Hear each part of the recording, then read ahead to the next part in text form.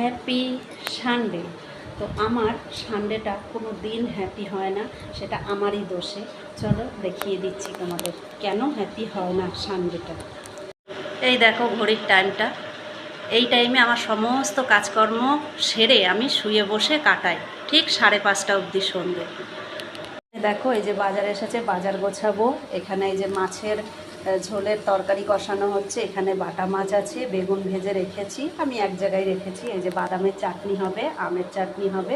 এখানে কাঁচা পেঁয়াজ এক্সট্রা হয়ে গেছিলো, দুপুরে ভাত দিয়ে খেয়ে নেব। আর এটাই কিছু নেই, এই যে ভাত হয়ে গেছে, সকালে টিফিনও হয়ে গেছে বন্ধুরা।